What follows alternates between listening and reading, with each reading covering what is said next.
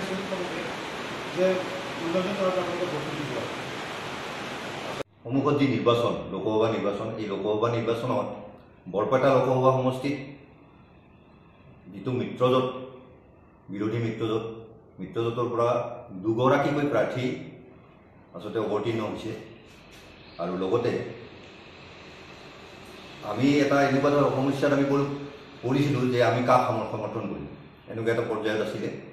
পৰ্যায়ত থাকোঁতে আমি বহুত আলোচনা বিলোচনা কৰিলোঁ। আমি বঙাইগাঁও জিলা ৰাইজৰ দলে আমাক চেণ্ট্ৰেলৰ যি কমিটি, চেণ্ট্ৰেল কমিটিয়ে তেওঁলোকে আমাক দায়িত্বটো দিলে যে আপোনালোকে নিজে দায়িত্ব লওক কাক ছাপোৰ্ট কৰিব।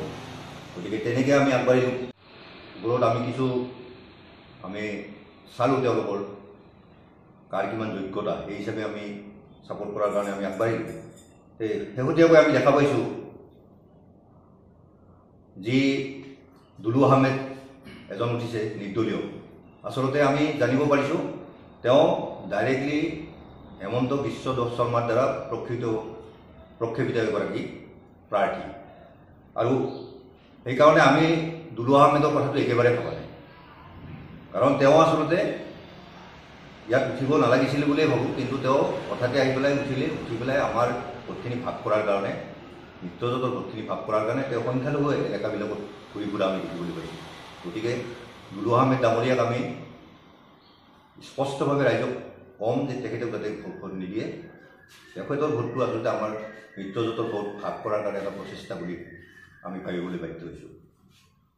দ্বিতীয়তে আহিলে বিৰোধীৰ যি ফণীভূষণ চৌধুৰী ডাঙৰীয়া, তেখেতক বঙাইগাঁও ৰাইজে দিল্লীলৈ যোৱাটো বিচৰা নাই।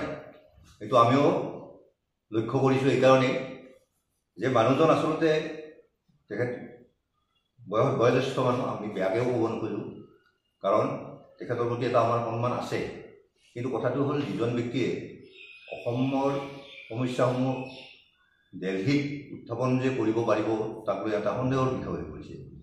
হয়তো বিজেপিয়ে তেনেকুৱা ধৰণৰ মানুহকে মোদীৰ সমৰ্থনত জিকাই লৈ যাব বিচাৰিছে। গতিকে আমি এই ক্ষেত্ৰত বিজেপিৰ কিছু কথা আমি ক'ব বিচাৰোঁ যে বিজেপিয়ে শাসনলৈ অহাৰ পিছত তেওঁলোকে যিবিলাক প্ৰতিশ্ৰুতি আমাক দিছিলে সেই প্ৰতিশ্ৰুতি কিন্তু আজিলৈকে কৰা দেখা নগ'ল। আজি তেওঁলোকে কৈ আছে Modi guarantee, Modi guarantee, Modi guarantee. Modi guarantee, মোদীয়ে কোনটো গেৰাণ্টি তেওঁ দিব পাৰিছে আজিলৈকে? আমিতো দেখা নাই। কাৰণ তেওঁ যি 2 কোটি বছৰি নিবনুৱা সংস্থাপন দিম বুলি কৈছিলে সেইটো আজিলৈকে নহ'ল। 5 বছৰত 10 কোটি সংস্থাপন দিব পাৰিব লাগিছিল, সেইটো নহ'ল। আগতীয়াকৈ যি ইলেক্ট্ৰল বণ্ড, তাৰ জৰিয়তে তেওঁলোকে কিছুমান কোম্পানীৰ পৰা টকা লৈ পেলাই, যেনেকৈ ঔষধ কোম্পানীৰ পৰা তেওঁলোকে টকা লৈ প্ৰায় 900 কোটি টকা তেওঁলোকে লৈছে বিজেপি দলে।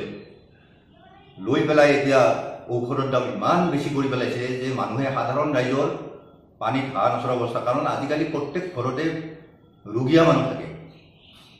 কিছুমান যেনেকুৱা ডায়েবেটিছ, প্ৰেছাৰ, এই ধৰণৰ অসুখবিলাক আচলতে কমন হৈ গৈছে। আৰু এই কমন ঔষধবিলাকৰো দাম ইমান বেছি বঢ়াই দিয়া হ'ল, য'ত নেকি এতিয়া ডক্টৰবিলাকে ক'বলৈ বাধ্য হৈছে যে আমাৰ প্ৰেছক্ৰিপশ্যন লিখিবলৈ এতিয়া হাত কপে। তেতিয়াহ'লে এই সাধাৰণ শ্ৰেণীটোৰ কি অৱস্থা হ'ব? তেওঁলোকে মোদী গেৰাণ্টি বুলি কৈ মানুহক ঠগি আছে বাৰে বাৰে। তেওঁলোকে গৰু বেপাৰী গৌ মাতা বুলি কয়, কিন্তু আমাৰ অসমীয়া সমাজখনে গৰুৰ পূজা আজি নহয়, একদম কেতিয়াবাৰ পৰাই এটা ডাঙৰ এমাউণ্ট লৈছে। 250 কোটি টকা তেওঁলোকে লৈছে। গতিকে তেওঁলোকে আচলতে এই যে কালেকশ্যনবিলাক কৰিছে, তেওঁলোকৰ দলটো বৃহৎ কৰাৰ স্বাৰ্থত কালেকশ্যন কৰিছে। কিন্তু আনপিনে তেওঁলোকে কিছুমান হিতাধিকাৰী সৃষ্টি কৰি পেলাই তেওঁলোকে 5 কেজি চাউল ফ্ৰী দিছে।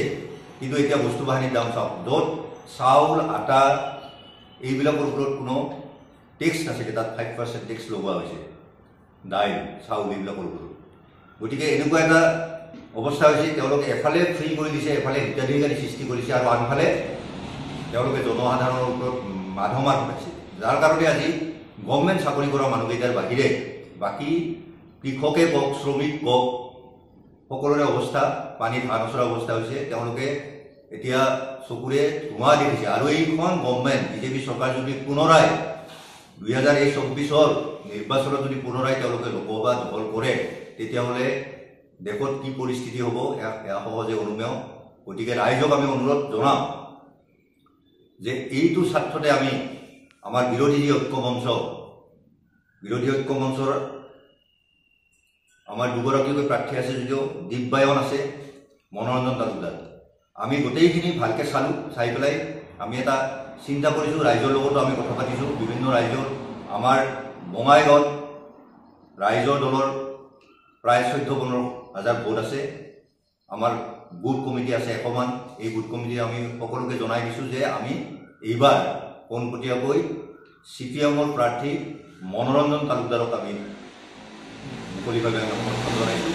আৰু আমি ৰাইজক এইখিনিয়ে ক'ব বিচাৰিছোঁ যাতে আটাইয়ে বিৰোধী প্ৰাৰ্থী মনোৰঞ্জন তালুকদাৰক, CPM-ৰ প্ৰাৰ্থী মনোৰঞ্জন তালুকদাৰক কাশী হাতুৰীৰ ছবিত ভোট দি তেখেতক জয়যুক্ত কৰক।